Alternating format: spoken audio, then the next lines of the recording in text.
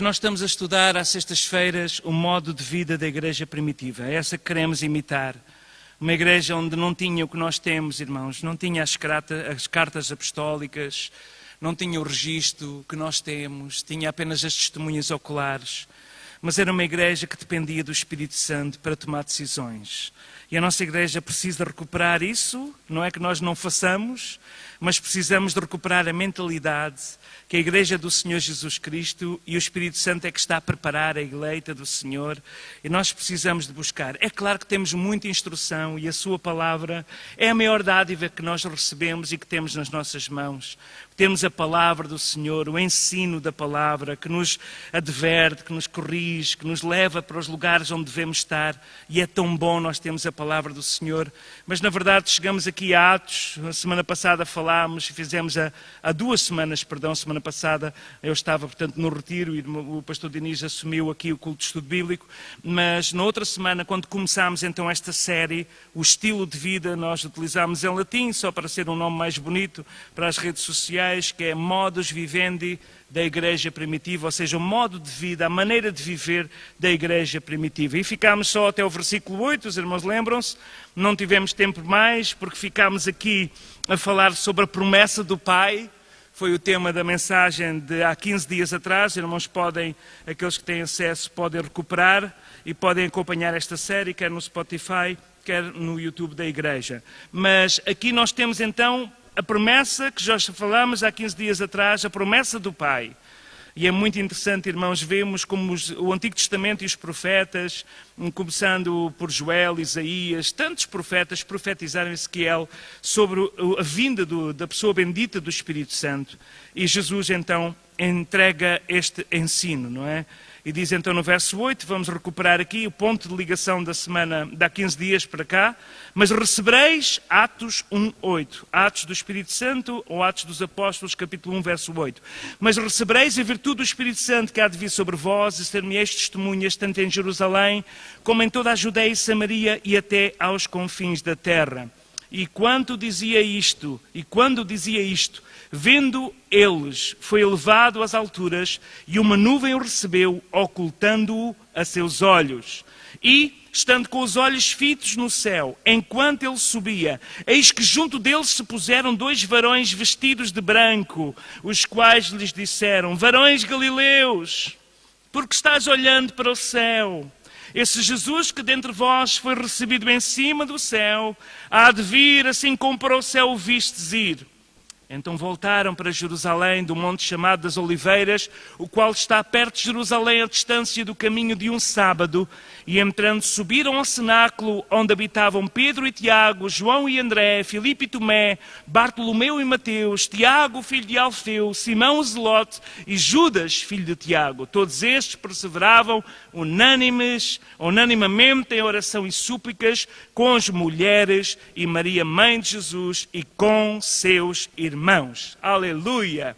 Então nós temos aqui o período entre a Ascensão e o Pentecostes. Um período de espera, mas não um período de inatividade da igreja. A Ascensão de Jesus, onde nos vamos debruçar, nós estamos ainda no mês de missão, este versículo 8 nós usamos, temos que ser testemunhas tanto em Jerusalém, a nossa Lisboa, Judeia, aqui os arredores, Samaria, pode ser ali o Alentejo, que alguns não gostam, mas que nós amamos, e os confins da terra. E Jesus amava Samaria, por isso para nós Samaria na Bíblia é sempre uma província muito prezada pelo nosso Senhor. Então temos que ser tanto ao mesmo tempo, não é? Mas vamos então passar aqui à frente e chegamos aqui à ascensão do nosso Senhor. Os irmãos sabem que em João 16:7 Jesus tinha dito aos seus discípulos: todavia digo-vos a verdade que vos convém que eu vá. Porquê? Porquê que Jesus tinha que subir ao céu?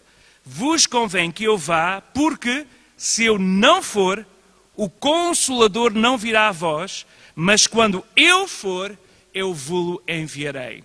Então nós sabemos, irmãos, às vezes nós idealizamos que bom seria Jesus estar aqui sentado nesta cadeira. Claro que se ele estivesse aqui não estaria nesta cadeira, estaria aqui em cima a ministrar as nossas vidas. Mas na verdade Jesus está aqui através de todos nós somos o seu corpo. Mas se Jesus estivesse limitado fisicamente, estaria aqui.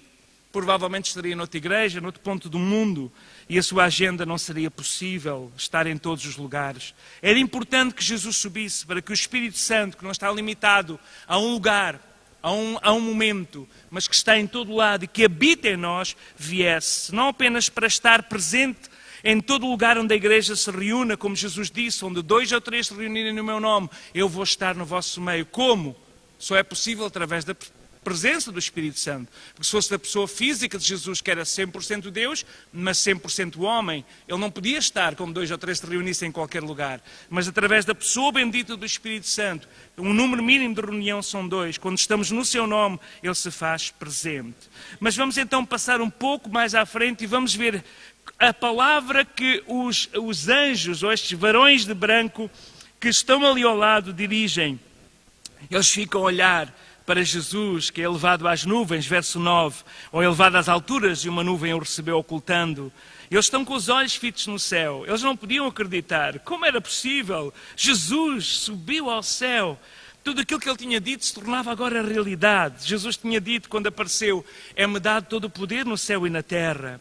E Jesus disse também, e vão ver o Filho do Homem sentado à direita de Deus, tinha profetizado sobre tudo isto e agora se tornava realidade, mas eles, ainda incrédulos com esta ausência de Jesus, ficavam com os olhos fitos no céu. Nem repararam que ao mesmo tempo 2 varões vestidos de branco se colocam ao seu lado e dizem, varões galileus. Sim, porque os irmãos sabem que o único que não era galileu do grupo era Judas Iscariotes, que era de Judá. Então, varões galileus, os 11 que estavam ali, ele diz, porque estás olhando para o céu, esse Jesus que dentre vós foi recebido em cima, há de vir, como assim para o céu o vistes. E este é o primeiro ponto da mensagem desta noite, irmãos. O modo de vida da igreja primitiva começa com esta iminência da vinda de Jesus Cristo. A primeira mensagem que os anjos trazem para a igreja, uma igreja que ainda está à espera daquele batismo de fogo, uma igreja que ainda está à espera de sair do seu medo, dos seus pavores, dos seus receios, uma igreja que ainda está à espera de ser cheia do Espírito Santo, sem saber o que está a acontecer. Mas a primeira mensagem que vem do céu, logo a seguir à ascensão de Cristo, é o mesmo Jesus que foi recebido do céu, assim como viste subir, vai regressar. Então, meus amados, este é o primeiro ponto. A igreja primitiva vivia na iminência do regresso de Cristo. E a igreja dos nossos dias, que precisa de experimentar uma renovação, um renovamento, um revivimento, e nós precisamos, eu preciso na minha vida, nós precisamos viver neste estilo de vida, um estilo de cristãos que vivem na iminência do regresso do Messias. E é muito interessante, porque Jesus se intitulou tantas vezes no Evangelho de Filho do Homem. Os irmãos sabem que a figura de Filho do Homem está lá escrito em Daniel 7,13. É quando diz precisamente, não acerca da primeira vinda, mas da segunda vinda. Daniel 7,13. Eu estava olhando nas minhas visões de noite, e eis que vinha nas nuvens do céu, um como o Filho do Homem, e dirigiu-se ao ancião de dias, e o fizeram chegar até ele. Então agora eles estavam a experimentar. Eles já tinham visto grandes milagres de Jesus, certo? Já tinham visto Jesus transformar água em vinho, já tinham visto Jesus ressuscitar mortos, que é o maior milagre que pode haver, vencer a morte, curar cegos, tudo aquilo que nós sabemos, mas agora fazer voar, não é? Ascender ao céu. Eu não quero aqui usar termos da ficção, porque isto não é ficção, é realidade. Jesus ascende ao céu. Jesus deixa de estar limitado às leis da gravidade. Jesus deixa, muitos anos antes de se inventar o avião, o helicóptero, de se inventar qualquer tipo, o balão de ar quente, Jesus ascende ao céu. Mas esta figura deles olharem para Jesus, a ser oculto de uma nuvem, e vemos homens vestidos de branco, que são os anjos mensageiros do Senhor, a dizer, aquele que vocês viram subir, assim como viram subir, ele regressará. E estava lá profetizado centenas de anos antes em Daniel, que ele viria para reinar, e o seu reino jamais terá fim, e nós sabemos que ele virá, todo o olho verá. É verdade que virá numa primeira vez, sem tocar na terra, no sentido de nos atrair, tal qual um ímã atrai a sua presença no arrebatamento, mas depois virá para reinar eternamente. E a verdade é que se fala muito pouco sobre a vinda de Jesus. Prega-se muito pouco sobre a vida de Jesus. E eu temo dizer, irmãos, que vive-se muito pouco como se Jesus viesse nas próximas horas, nos próximos dias. Muitas vezes a nossa mente, porque estamos neste mundo secular, neste mundo de matemática, neste mundo de leis da física, neste mundo de leis dos homens, nós nos esquecemos que como cristãos nós somos chamados pela palavra para viver como se Jesus viesse ainda esta noite. E todos nós, é interessante que eu estava a ouvir um testemunho no retiro de alguém que estava a dar o seu testemunho. E este testemunho é muito particular quase aos filhos de pastores todos, não é? Eu ouvi muito o meu pai pregar sobre a vinda de Jesus. Havia um grande temor. Eu cresci a ouvir este ensino. Cresci a ouvir acerca do rapto, não é? Da vinda de Jesus, do arrebatamento. E eu recordo-me numa altura da adolescência em que andava assim menos fiel. Nunca deixei a igreja, mas menos fiel. Chegava a casa, tudo em silêncio. Entrava-me um tremor pela espinha de baixo a cima, começava a tremer, não é? Ia lá, ao quarto dos meus pais, abria-se um bocadinho a porta. Ainda cá estão. Ainda cá estão. Ia para o meu quarto, dobrava os joelhos. Senhor, tem misericórdia de mim. Se tu viesse, eu não estava pronto. Porque eu sabia que aqueles caminhos que eu tinha trilhado, se calhar uns minutos, umas horas anteriores, não eram caminhos de vida. Então o temor do Senhor, que é o princípio da sabedoria. E hoje há muita gente que vive como se Jesus não viesse. Vem à igreja quase como os nossos amigos que têm a sua religião também vão, semanalmente, ouvir e prestar o seu culto da sua religião. Fala-se pouco sobre a vinda, preca-se pouco sobre a vinda, mas vive-se muito pouco sobre a vinda. Então precisamos de recuperar isto.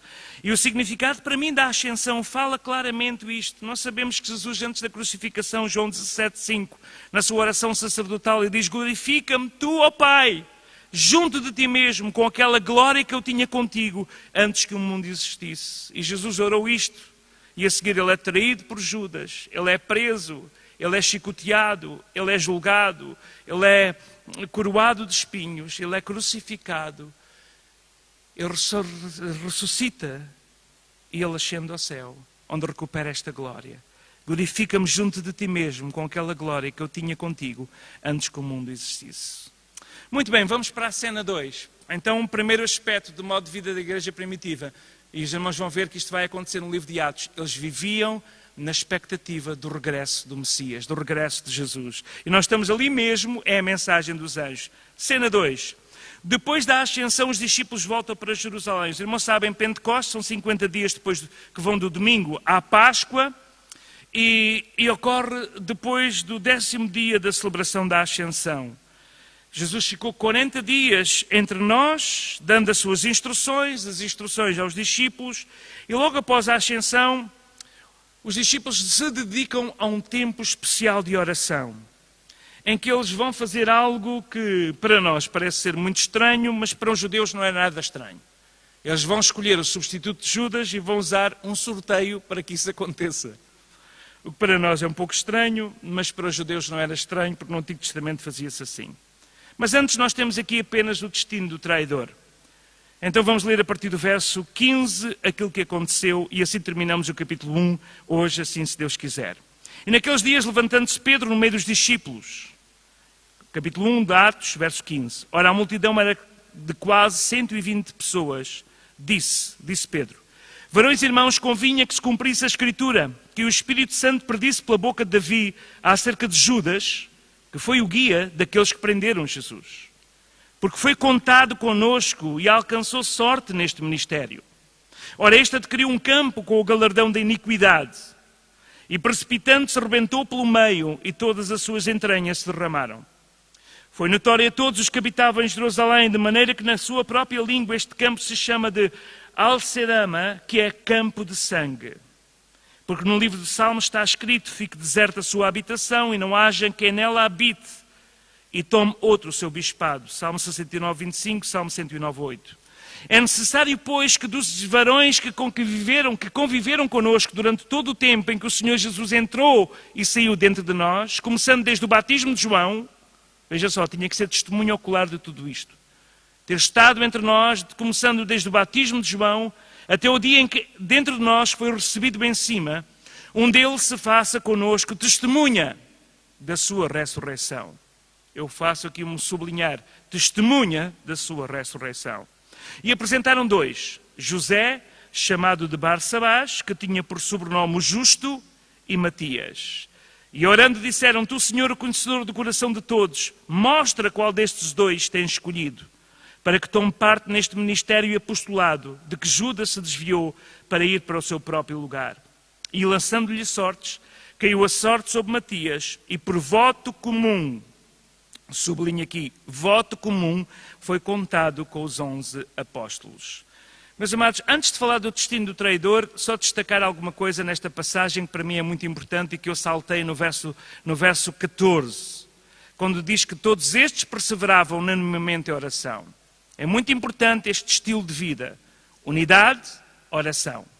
Mas refere que nesta unidade e oração estava as mulheres, e as mulheres nós sabemos, Maria Madalena, Maria de Cleófas, todas aquelas mulheres que estiveram junto da crucificação, que estiveram junto da cruz, que foram ao sepulcro, estavam essas mulheres, mas refere aqui uma mulher em especial, Maria, mãe de Jesus, mas refere aqui, ainda mais especial para mim, os irmãos de Jesus.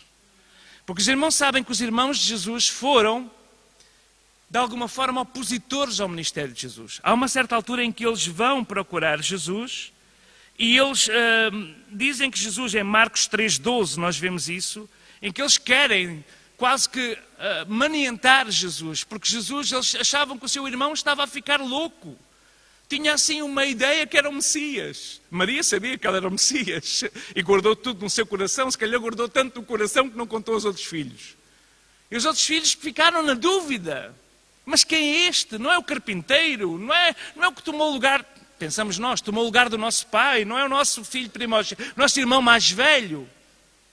Mas agora nós vemos aqui os irmãos de Jesus. O que é que terá acontecido, irmãos? Acho que só vamos conseguir...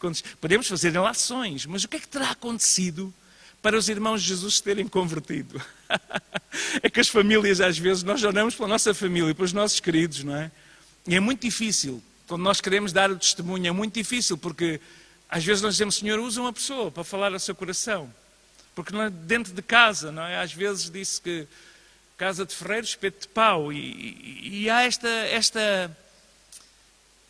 Não sei explicar, é uma coisa quase do orgulho do humano, da independência do homem, dos filhos que são independentes dos pais. Não interessa, há muitas justificações, não vou perder tempo com isso. Mas na verdade é que os discípulos que estão aqui mencionados, e neste caso dos 120 da multidão, diz que os seus irmãos, os irmãos de Jesus, estavam lá com a sua mãe. Eles tinham sido recuperados. Para mim, esta é a minha tese, mas podem ter outras teses, depois da ressurreição de Jesus. Porque Jesus vai buscar dois a caminho de Emaús. Cleófas, o seu nome. Ele foi buscá-lo a meio do caminho. E eu acredito que Jesus, que ama a família, também foi buscar. Porque os seus irmãos e a sua mãe choraram muito.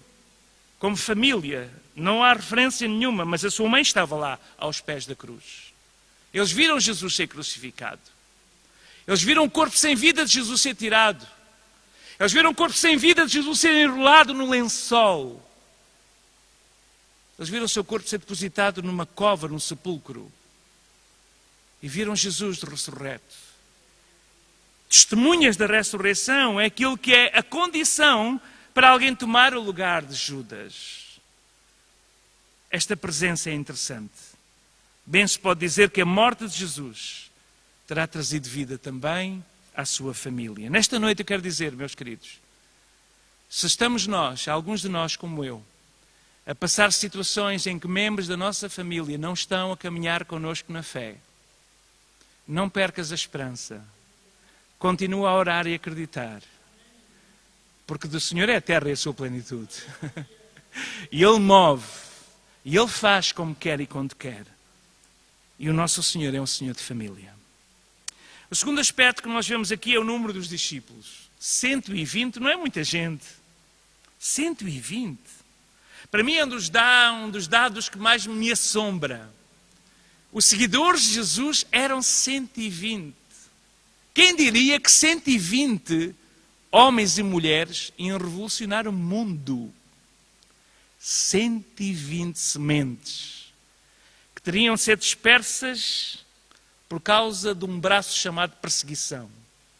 Mas seriam dispersos pelas terras, pelos mundos, pelos mundos conhecidos e desconhecidos da altura. Chegou até nós em Portugal, louvado seja o Senhor. Chegou até a nossa família. Era tão improvável, matematicamente falando, 120 discípulos. Alguém que tinha deixado nos estreitos limites da Palestina um país tão pequeno, tão menosprezado no Império, considerando aqueles 4 milhões que deveriam de viver naquela altura ali na Palestina, de 4 milhões, significa que era menos de 1 em 30 mil que era cristão. 1 em cada 30 mil era discípulo de Jesus. Por isso é que era necessário que o Espírito Santo viesse. Porque estes 120, irmãos, eles revolucionaram. Pode ser até que o irmão ou irmã seja o único na sua família. Talvez o único ou única na sua loja, na sua fábrica. Talvez o único no escritório onde nós trabalhamos. Talvez o único no círculo onde nós nos movemos diariamente. Mas estes homens enfrentaram a tarefa, querem ser testemunhas da ressurreição de Jesus Cristo. E o mundo foi revolucionado por 120 mulheres e homens que tinham um compromisso de testemunhar acerca do poder da ressurreição. É esse poder da ressurreição que se tem segurado a igreja até os dias de hoje. As portas do inferno não prevalecem contra a igreja de Jesus Cristo. Aleluia! Eu amo isto, eu amo isto. Eu amo isto, pensar 120. É o início, 120. Louvado seja o Senhor. Hoje podemos ser menos 120. Daqui a umas quantas sextas-feiras já vamos ser mais do que 120. Ainda bem que alguém acredita nisso e vai desafiar os irmãos a virem estudar a palavra juntos. Mas há aqui outro episódio menos bonito, que é o episódio do destino do traidor. É muito incerto, nós não sabemos, em Mateus 27 fala que ele se enforcou, que ele se suicidou, mas sabemos que Judas traiu Jesus. Judas que o traía, que fora condenado, trouxe arrependido. Diz lá em Mateus 27:3, as 30 moedas de prata aos príncipes dos sacerdotes e anciãos, dizendo, pequei traindo o sangue inocente. Eles, porém, disseram, o que é que nos importa? Isso é contigo. E ele, atirando para o templo as moedas de prata, retirou-se e foi-se enforcar. Sabem, há várias teorias porque é que Judas traiu Jesus. Talvez os irmãos tenham a sua própria teoria. Eu li algumas num livro de estudo. A primeira porque Judas Cariote significa provavelmente que é um nome de Cariote. E Cariote era um lugar de Judá. Ele era o único judeu, ou seja, judeu, naqueles 12. Todos os outros eram galileus, não é? Galileus das nações. Todos os outros eram uma mistura de raças. Este era o puro. Às vezes está a ver como não era puro, mas não era puro de coração. Pode ser que ele se sentisse fora do grupo por ser judeu, de Judá e não galileu. É uma teoria, como outra qualquer. A verdade é que a amargura tomou conta do seu coração e ele acabou por se suicidar. Pode ser que Judas tenha traído Jesus para salvar a sua própria pele. Quando ele, como judeu, e da sua família, e do seu povo, dos fariseus e dos escribas, ele tentou salvar-se ele próprio, e entrega Jesus, e depois deu-se conta do horrível ato que cometeu, e não se arrepende, mas sente remorso, porque arrependimento traz mudança, remorsos traz morte. Ou pode ser simplesmente por ele ser o tesoureiro, e esta é a teoria mais comum, ele estava ansioso por dinheiro. Eu acredito que este foi o pior negócio que foi feito na história. Foi o pior negócio. Este foi o pior negócio da história. 30 moedas de prata. Eu tentei fazer a conversão de 30 moedas de prata para os dias de hoje.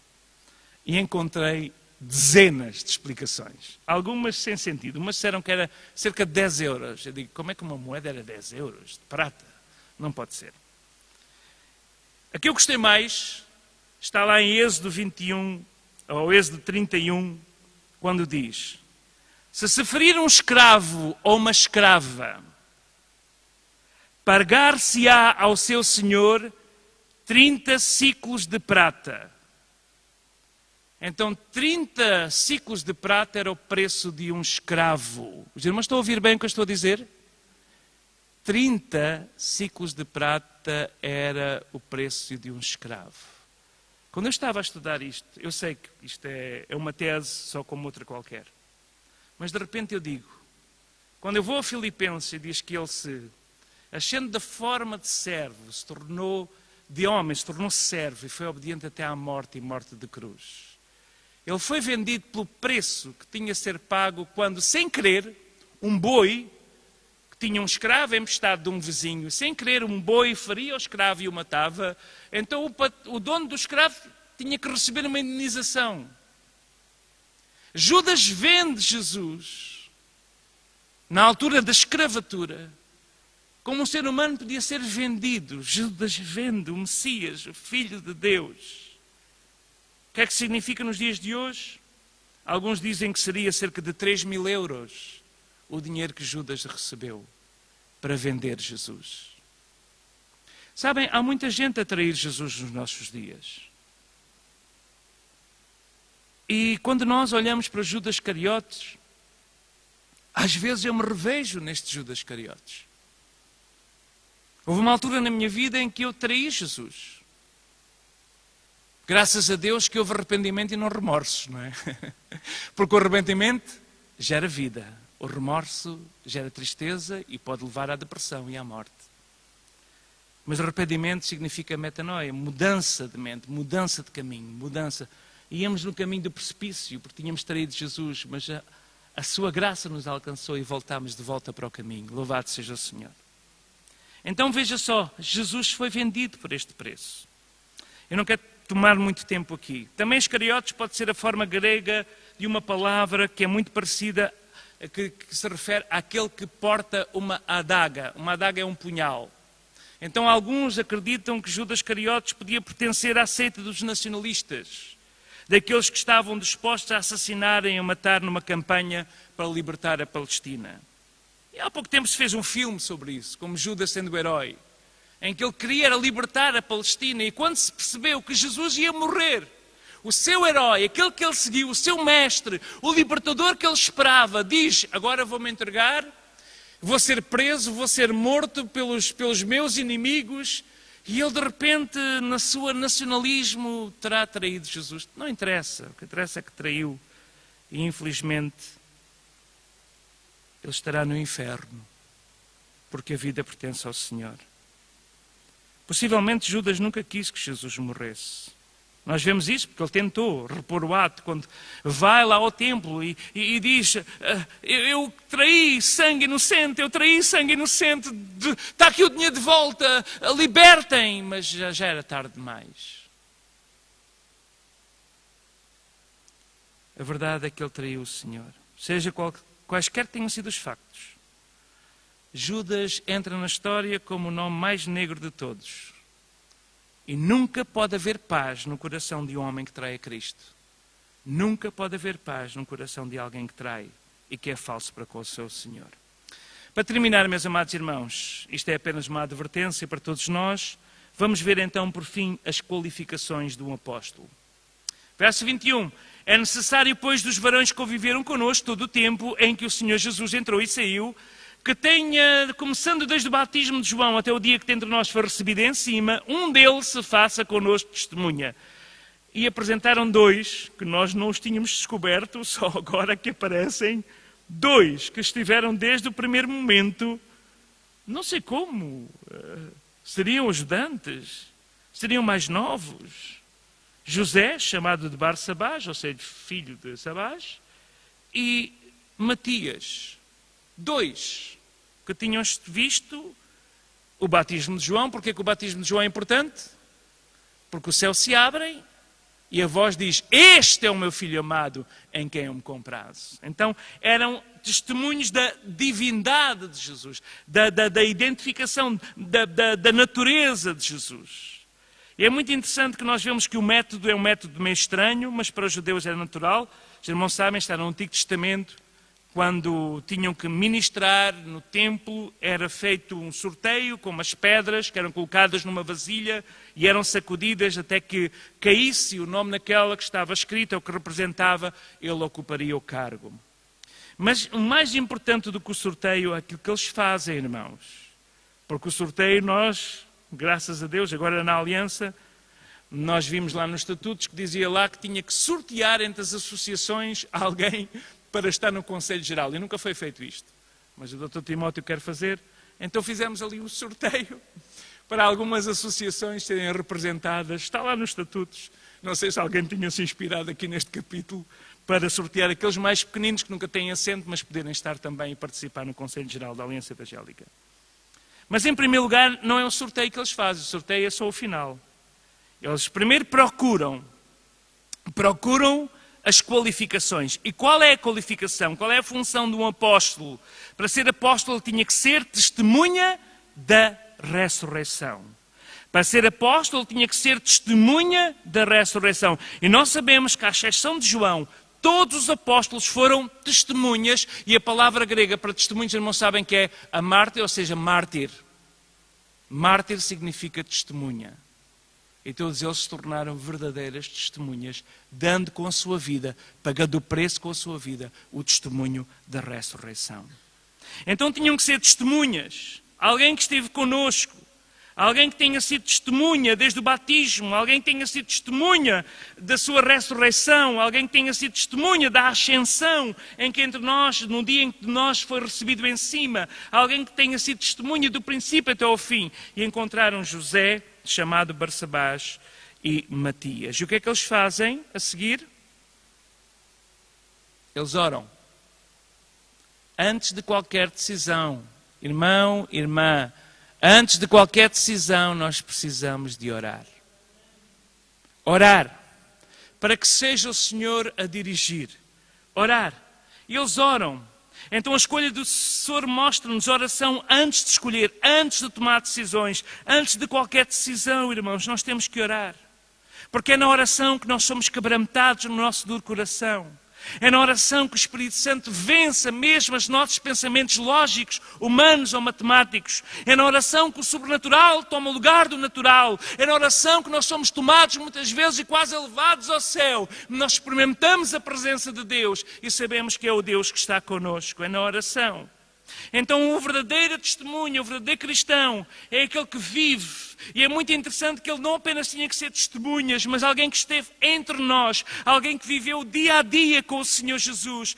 E nós o cristão sincero, somos chamados também a viver o nosso dia a dia com Jesus. É nós sermos testemunhas e ver, isto é totalmente Jesus que fez na minha vida. Olha, isto foi totalmente Jesus que fez na minha vida. Isto que está acontecendo na nossa igreja é totalmente Jesus a operar. Ver Jesus a cada dia. E a maior força do Evangelho é o poder do testemunho, ou seja, a nossa vida com Jesus, a nossa vida diária, quando nós contamos a alguém, Jesus ao meu lado, pode cair, 10.000 cairão ao meu lado, 10.000 à direita, eu não serei atingido. Com Jesus ao meu lado, eu posso passar pelas dificuldades, pelas provações, pela doença. Com Jesus, segurando a mão de Jesus, eu consigo ultrapassar todas essas vicissitudes e posso experimentar a vitória, porque Ele já ganhou essa vitória para nós. Oração. Por fim, deixa-me só citar, é verdade que só esta tradução fala assim, diz que no verso 26, lançando sortes, a sorte caiu sobre o Matias. Neste retiro eu estive sentado ao lado do Matias, e ele diz, Matias significa homem amado, e eu digo assim, muito bem, graças a Deus. Depois disse-lhe outra coisa que não devia ter dito. Matias, por voto comum, ele foi contado entre os apóstolos. E nós vemos aqui unanimidade. Unanimidade. E nós precisamos de viver num voto comum. Nós precisamos de viver em princípio comum. Quando nós pensamos em consagrar e estamos a orar porque Deus levante ministérios na igreja, gente jovem também, para renovar a igreja, queremos ter evangelistas, presbíteros, diáconos, diaconisas, homens e mulheres que já manifestam o seu ministério e que podem continuar e fazer esse ministério. Mas tem que ser comum. Todos têm que concordar. Porque o Espírito que está em mim, está em ti, minha querida irmão e irmã. Às vezes nós não vamos à oração. Porque na oração nós perdemos a lógica humana para receber a visão de Deus e a graça de Deus e, acima de tudo, a direção de Deus. Então, a terminar, são 10 horas, está na hora de terminar, faço um pequeno resumo. Qual é o estilo, qual é o modus vivendi da igreja aqui, que ainda está antes de chegar ao cenáculo, Nós vamos ver a partir, aliás, eles já estão aqui, já estão no cenáculo. O verso 13 diz que eles já estão no cenáculo. Já estão a tratar, é a pregação de Pedro. A pregação de Pedro é muito interessante, tem só 3 pontos. É testemunha de Jesus, tenha experimentado o poder da ressurreição, tenha sido um conosco, e ele faz então esta apologia da primeira pregação com os pontos que ele tem aqui, que será certamente o resumo, mas o modo de vida que encontramos aqui é viver na iminência da vinda de Jesus, esperando o regresso de Jesus Cristo, ser testemunha da ressurreição, viver dia a dia com Jesus tal qual os apóstolos viveram, orar antes de tomar decisões e procurar a unanimidade, procurar a decisão para sermos um em Cristo. Amém? Então que Deus os abençoe. Na próxima sexta-feira nós continuamos. Para aqueles que estiveram connosco a partir de casa, que Deus vos abençoe. Vamos orar ao Senhor. Pai, muito obrigado pela Tua palavra. Ela é lâmpada para os nossos pés, ela é luz para o nosso caminho. Ele é um mapa com o qual queremos guiar e queremos conduzir e queremos planear a igreja. Ele é o projeto, Senhor. Ele é a planta na qual a Tua igreja tem de ser edificada, baseada na Tua palavra, fundamentada na Tua palavra. E obrigado por estes nossos irmãos em Cristo, Senhor. Os pais da igreja, que viveram, Senhor, uma vida, ó Pai, de consagração, de oração, de buscar a Tua face, a Tua direção, nas decisões que tinham que tomar diariamente. Senhor, ajuda-nos a fazer o mesmo. Como igreja temos tantos desafios diante de nós, tantas dificuldades diante de nós, tantas provas e lutas. Senhor, ajuda-nos a colocar os nossos olhos em Cristo. Ajuda-nos a vermos o poder da ressurreição em ação à nossa volta. Ajuda-nos, Senhor, ó Pai, a ver esse poder da vida, essa vida eterna, Senhor, esta vida abundante que nós temos que experimentar a viver a cada dia, Senhor. Ó Pai, abençoa cada irmão e cada irmã que se esforça nestas noites para vir à Tua casa, para juntos estudarmos a Tua palavra, imitarmos a Tua palavra e procurarmos cumprir a Tua palavra. Ó Senhor, agora quando vamos também levantar nossas ofertas, que seja para a Tua glória, honra e louvor, Senhor, quando o fazemos no nome de Jesus. Esta é a nossa oração. Amém e amém. Aleluia. Irmão Pastor Henrique, tem algum cântico pronto para levantar a oferta? Se não tem, certamente enquanto sobe até aqui, há de chegar aí ao seu cérebro o cântico certo. Deus abençoe, meus queridos. Domingo estamos aqui, amanhã para a oração. Pois